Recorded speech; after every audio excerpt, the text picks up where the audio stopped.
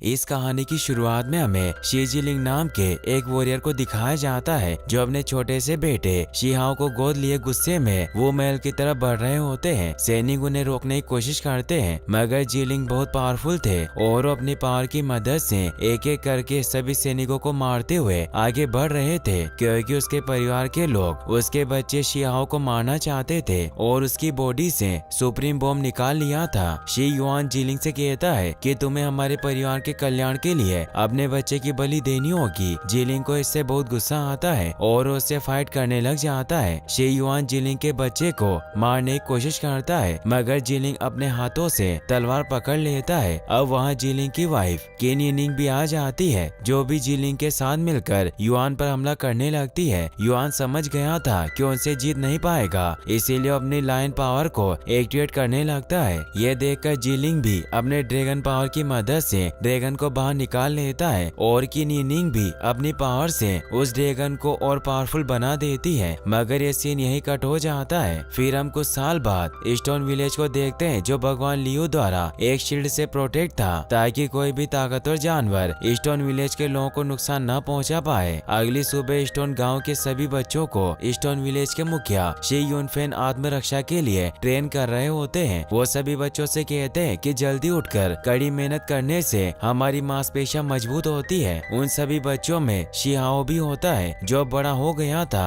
और वो काफी फुर्तीला और मेहनती था क्योंकि जब मुखिया उस पर वार करते तो उनके वार को संभाल लेता मगर जब वो जोंग बाओ पर हमला करते हैं तो उनके वार को संभाल नहीं पाता और नीचे गिर जाता है। इसीलिए मुखिया उसे कहते हैं कि भले शिहाओ तुमसे उम्र में छोटा हो लेकिन वो सबसे मेहनती है। शिहाओ जोंग बाओ का मजाक उड़ाता है। मुखिया सभी बच्चों को बताते हैं कि हमारे आसपास का जंगल काफी बड़ा और असीम है जहाँ कई प्राचीन जानवर निवास करते हैं इसीलिए अगर तुम सभी मेहनत नहीं करोगे तो उन जानवरों से नहीं लड़ पाओगे। फिर हमें स्टोन विलेज के शिकारी योद्धाओं को दिखाया जाता है जो छिपकर दो सर वाले अग्नि गेंडे पर नजर रख रहे थे ताकि उसका शिकार कर सके। आशान शिकारी दल के मुखिया शी लिंगू से कहता है कि एक गेंडा कई महीनों तक हमारे गाँव की खाद्य आपूर्ति को पूरा कर सकता है और हम बच्चों के औषधीय स्नान के लिए इसके सार का इस्तेमाल कर पाएंगे। ये कहकर वो उस गेंडे पर हमला करने के लिए जाता है मगर वो गेंडा लात मारकर उसे दूर फेंक देता है। ये देखकर शी लिंगू अपने सभी साथियों के साथ मिलकर उस गेंडे पर हमला करने लग जाते हैं और अपने परसे से उसे नीचे गिरा देता है। शी लिंगू सभी से कहता है कि गेंडा मरने वाला है। सब एक साथ मिलकर हमला करने लगते हैं मगर तभी वहाँ ब्लू स्केल ईगल भी उस गेंडे का शिकार करने आ जाती है। गेंडा अपनी फायर पावर से उस पर हमला करता है मगर उसे अपने पंजों में दबाकर ले जाने लगती है। ये देखकर आशान बहुत हैरान होता है कि ब्लू ईगल उनके इलाके में कैसे आ गई क्योंकि वो कभी इस इलाके में शिकार करने नहीं आती थी। ईगल उस गेंडे को मारने के लिए जमीन पर रगड़ती है जिससे जमीन पर आग लग जाती है। शी लिंगू अपने सभी साथियों के साथ छिपा होता है ताकि ईगल उन्हें देख न सके मगर जब शी फेजियाओं के पाँव में आग लगती है तो जोर से चिल्लाने लगता है जिससे ईगल को उन सभी की मौजूदगी का पता चल जाता है और वो शी फेजियाओं पर हमला करने के लिए आती है। आशान शी लिंगू से कहता है कि मैं ईगल का ध्यान भटका लूंगा और वो ईगल को अपनी तरफ बुलाकर वहाँ से भागने लगता है जिससे शी लिंगू अपने साथियों के साथ उसे मारने के लिए उसके पीछे भागने लगता है। तभी वहाँ ज्वालामुखी विस्फोट होने लगता है और ज्वालामुखी से आग के गोले निकलते हैं जिससे सब लोग बचकर भागने लगते हैं। ईगल भी वहाँ से भाग जाती है। फिर हमें कुछ समय के बाद का सीन दिखाया जाता है जहाँ शी लिंगू अपने साथियों के साथ उस मरे हुए गेंडे को लेकर स्टोन विलेज पहुंच जाता है। उन्हें देखकर मुखिया और सभी बच्चे बहुत खुश होते हैं। शी लिंगू सभी को बताता है कि पर्वत देवता क्रोधित हुए और उन्होंने ईगल को डरा दिया जिससे हम इस गेंडे का शिकार कर पाए। सभी बच्चे अपने अपने पिता के पास जाते हैं। ये देखकर शियाओ दुखी हो जाता है क्योंकि उसके माता पिता उसके पास नहीं थे। शी जिलिंग और किन यिनिंग उसे स्टोन विलेज छोड़कर चले गए थे। शियाओ दुखी होकर बैठ जाता है और अपने मॉम डैड को याद करने लगता है। मुखिया यूनफेंग उसके पास आते हैं। मुखिया को देखकर शियाओ पूछता है कि मेरे माँ और पिताजी वापस कब आएंगे तो यूनफेंग उसे बताते हैं कि अब नहीं आएंगे, वो हमसे काफी दूर चले गए हैं। शियाओ कहता है कि क्या वो मुझे नहीं चाहते। यूनफेंग कहते हैं कि तुम उन्हें बहुत पसंद हो और उसे अपने साथ ले जाते हैं। फिर हमें दिखाया जाता है कि गाँव के सभी लोग एक पहाड़ के पास भगवान लियू से प्रार्थना करने के लिए जाते हैं। वहाँ पर यूनफेंग भगवान लियू से प्रार्थना करते हैं कि अब हम सब स्टोन विलेज के निवासियों वासियों को आशीर्वाद दे कि हम सब बिजली और तूफान से भी तेज हो और हम विपत्ति का सामना कर सके, जीवन और मृत्यु की परवाह करते हुए आगे बढ़ते रहें। आप हमें ऐसा आशीर्वाद दीजिए। अगले दिन सभी बच्चों को औषधीय स्नान कराया जाता है। यूनफेंग बताते हैं कि इसमें 2 सींगों वाले राइनो गेंडे के सार से बनाई गई दवा डाली गई है, जिसे आप सभी को सहन करना होगा, जिससे आपकी हड्डियां जानवरों के समान मजबूत हो जाएगी। शियाओ यूनफेंग से कहता है कि क्या हम औषधीय स्नान के बाद दूध पी सकते हैं? यूनफेंग कहते हैं कि हाँ, तुम चिंता मत करो, जितना चाहे दूध पी लेना। शियाओ कहता है कि ठीक है, मैं इसे सहन कर लूंगा। शीलिंगू कहता है कि शियाओ वास्तव में प्रतिभाशाली है। वहाँ खड़ा एक और आदमी बताता है कि केवल यूनफेंग ने ही रून्स की शक्तियों में महारत हासिल की है। उसके बाद यूनफेंग अपनी शक्ति से उस औषधीय पानी को गर्म करते हैं, जिससे सभी बच्चों को काफी जलन होती है और वो पानी से बाहर निकल आते हैं। लेकिन शियाओ पानी में ही रहकर उस सार की गर्मी को सहन करता है। फिर उस पानी में से उस 2 सिरों वाले गेंडे का सार निकलता है। यूनफेंग शियाओ से कहते हैं कि तुम इसे ग्रहण करो। शियाओ से ग्रहण करता है। उसे ग्रहण करते ही उसकी बॉडी का ताप बढ़ जाता है और उसमें गेंडे की पावर आ जाती है। वो उस भट्टी से बाहर निकलकर उसे अपने हाथों से ऊपर उठा लेता है। यह देखकर सभी लोग आश्चर्यचकित हो जाते हैं। यूनफेंग कहता है कि इस बच्चे से उम्मीद नहीं थी। इसकी बॉडी की तुलना पुराने युवा जानवरों से की जा सकती है। शियाओ यूनफेंग से पूछता है कि मैं अब दूध पी सकता हूँ? यूनफेंग कहते हैं कि तुम जितना चाहे उतना दूध पी सकते हो। फिर सभी बच्चे शियाओ के पास जाते हैं और कहते हैं कि तुम बहुत असाधारण हो, तुम ये कैसे करते हो? मगर जोंगबाओ को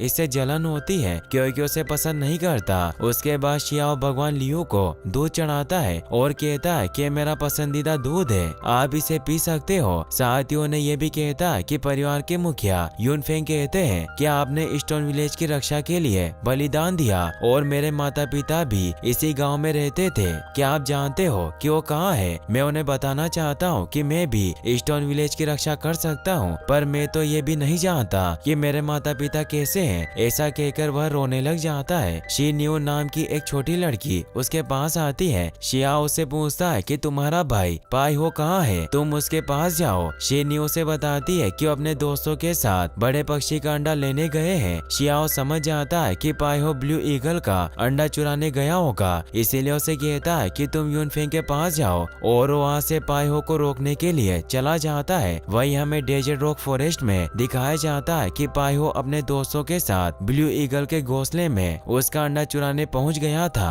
पाई हो अपने दोस्तों से कहता है कि मैंने इतना बड़ा अंडा कभी नहीं खाया, इसे खाने के बाद मेरी ताकत शियाओ से भी ज्यादा हो जाएगी। मगर ब्लू ईगल को भी इस बात का पता चल जाता है कि कोई उसका अंडा चुराने आया है, इसीलिए वो तेजी से अपने घोंसले की तरफ बढ़ने लगती है। शियाओ भी वहाँ पहुँच जाता है और सभी से कहता है कि तुम अंडा मत चुराओ, यहाँ से जल्दी भागो। मगर उनमें से कोई भी शियाओ की बात नहीं मानते और वहाँ से अंडा लेकर चट्टान से नीचे उतरने लगते हैं। तभी वहाँ पर ईगल आ जाती है। ईगल अपने पैरों में एक सुअर फंसा कर लाती है, जिसे ईगल बच्चों पर डाल देती है, मगर सभी बच्चे बच जाते हैं। फिर ईगल फेदर स्पाइक से उन पर हमला करती है, जिससे रस्सी कट जाती है और सभी बच्चे अंडे के साथ नीचे गिर जाते हैं। फिर सब वहाँ से उठकर अंडा लेकर भागने लगते हैं। पाई हो कहता है कि हमें चट्टानों की तरफ भागना चाहिए, जहाँ पर ईगल नहीं पहुँच पाएगा। तभी भागते भागते एक बच्चे के हाथ से अंडा छूट जाता है, जिसे शियाओ पकड़ लेता है। शियाओ ईगल से कहता है कि मैं तुम्हारा अंडा वापस लौटा दूंगा, तुम मेरा पीछा मत करो, अगर तुम मेरा पीछा करते हो तो यह अंडा टूट जाएगा। मगर ईगल शियाओ का पीछा करना बंद नहीं करती, तो शियाओ सोचता है कि यह पक्षी तो हार ही नहीं मानना चाहता। शियाओ एक चट्टान से उछलकर उस ईगल की पीठ पर बैठ जाता है और नीचे खड़े बाकी के बच्चे ईगल को पत्थर मारने लग जाते हैं। तो शियाओ उन बच्चों से कहता है कि तुम वापस क्यों आ गए? तो बच्चे कहते हैं कि अगर तुम्हें कुछ हो गया तो हम मुखिया को क्या जवाब देंगे। ईगल बच्चों पर अपने फेदर से वार करने लग जाती है, तो शियाओ ने बचाने के लिए सुअर को उनकी तरफ फेंकता है, जिससे बच्चे फेदर स्पाइक से बच जाते हैं। शियाओ को पास में एक जंगल दिखाई देता है, इसीलिए अपने सभी दोस्तों से कहता है कि हम सभी को उस तरफ जाना चाहिए। ईगल वहाँ नहीं आ पाएगी और वो डेजर्ट ऑफ मेजेस्टी की तरफ बढ़ने लगते हैं। वहीं स्टोन विलेज में दिखाया जाता है कि शीलिंगू अपने साथियों के साथ बात कर रहे होते हैं। तभी मुखिया यूनफेंग शी न्यू के साथ वहाँ पर आ जाते हैं और सभी से कहते हैं कि बच्चे मुसीबत में हैं, क्योंकि शी न्यू ने उन्हें सब कुछ बता दिया था कि अंडा लेने गए थे। दूसरी तरफ सभी बच्चे डेजर्ट ऑफ मेजेस्टी में ईगल से बचकर भाग रहे होते हैं। शियाओ अपने दोस्तों से कहता है कि आगे गुफा है, हमें वहाँ छुपना होगा, मगर गुफा का गेट बंद होता है। शियाओ जोंगबाओ को कहता है कि तुम ये अंडा पकड़ो, मैं गेट खोलता हूँ, और शियाओ अपनी राइनो पावर की मदद से गेट पर पड़े पत्थरों को तोड़ देता है। सभी बच्चे गुफा के अंदर जाने लगते हैं, मगर बीटीवान नाम का लड़का नीचे गिर जाता है और ईगल लगातार उसकी तरफ बढ़ रही थी, मगर शियाओ उसे बचाकर गुफा के अंदर ले आता है। ईगल अपने पंखों से उन पर हमला करती है, जिससे वो सभी दूर गिर जाते हैं, और शियाओ का हाथ एक पत्थर पर पड़ने की वजह से वहाँ एक प्रोटेक्टिव शील्ड एक्टिवेट हो जाती है, जिससे ईगल अंदर नहीं आ पाती। ये देखकर सभी बच्चे पूछते हैं कि ये क्या हुआ, तो शियाओ ने बताता है कि मुखिया ने कहा था कि हमारे गांव के पूर्वज बहुत बलवान थे,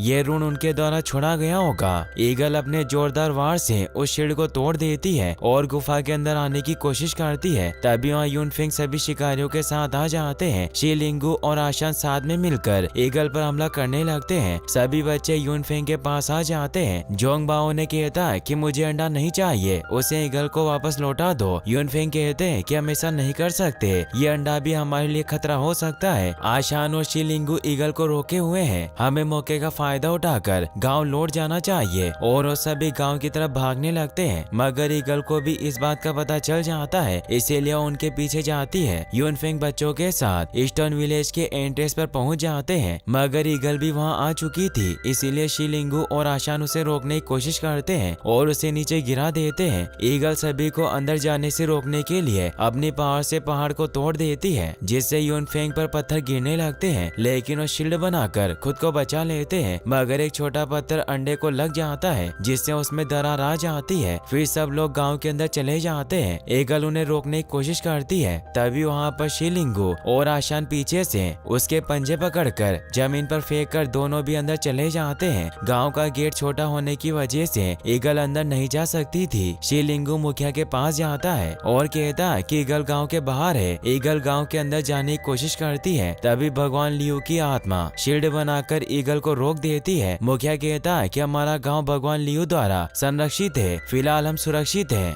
आशान अपने बेटे पाई हो पर गुस्सा करता हुआ कहता है कि ये सब तुम्हारी वजह से हुआ। तभी वो अंडा टूट जाता है और उसमें से ईगल का बच्चा निकलता है। सब लोग ये देखकर चौंक जाते हैं, मगर वो ईगल बेबी पूरी तरीके से विकसित न होने की वजह से मर जाता है। सभी इससे दुखी होते हैं। पाई हो उस बेबी को यूनफेंग को दे देता है। यूनफेंग बताते हैं कि ईगल और ईस्टर्न विलेज पहले से ही कट्टर दुश्मन रहे हैं। पाई हो माफी मांगते हुए कहता है कि मैंने जानबूझकर नहीं किया, मुझे नहीं पता था कि ऐसा हो जाएगा। यूनफेंग उस बेबी ईगल को नीचे रख देते हैं। ब्लू ईगल को भी पता चल जाता है कि उसका बेबी मर चुका है, इसीलिए अपनी फुल पावर से ईस्टर्न विलेज पर हमला करके उस शील्ड को तोड़ देती है। सभी इससे काफी डर जाते हैं। ईगल अपने बेबी के पास आती है और उसे सुनकर देखती है। वो उसके मरने से काफी दुखी होती है। तभी वहाँ लीफ में भगवान लियू की आत्मा आती है और उस बेबी ईगल को फिर से जिंदा कर देते हैं, जिससे ब्लू ईगल और बाकी सभी बहुत खुश होते हैं। यूनफेंग कहते हैं कि भगवान लियू ने सिर्फ बेबी ईगल को नहीं बचाया, बल्कि उसे पुनर्जन्म दिया। फिर शियाओ बेबी ईगल के पास जाता है और कहता है कि तुम ठीक हो, मुझे आज के लिए वास्तव में खेद है, क्या आप मुझे माफ कर सकते हो? मैं वादा करता हूँ कि दोबारा ऐसा नहीं होगा। बेबी ईगल शियाओ को माफ कर देता है। फिर शियाओ उसे हाथ में उठाकर अपने साथ खेलने लगता है। तभी वहाँ पर एक आदमी भागकर मुखिया के पास आकर कहता है कि पहाड़ों के घातक जाल ज्यादा पुराने होने की वजह से नष्ट हो गए हैं, मैं हाल ही में उन्हें ठीक करने की कोशिश कर रहा हूँ। मुखिया कहता है कि आखिरकार वह समय आ ही गया। फिर हमें जंगल के गहरे इलाके में पवित्र कब्र दिखाई जाती है, जिसकी तरफ एक प्राचीन लोयन बढ़ रहा होता है, मगर वो काफी कमजोर हो चुका था और उसे बहुत सारे जानवर घेर लेते हैं। इसी के साथ ये एपिसोड यहीं पर खत्म हो जाता है। गाइस, अगर आप इसका नेक्स्ट एपिसोड भी जल्दी देखना चाहते हैं तो इस वीडियो को लाइक करने के साथ साथ चैनल को सब्सक्राइब जरूर कर लें। Thanks for watching.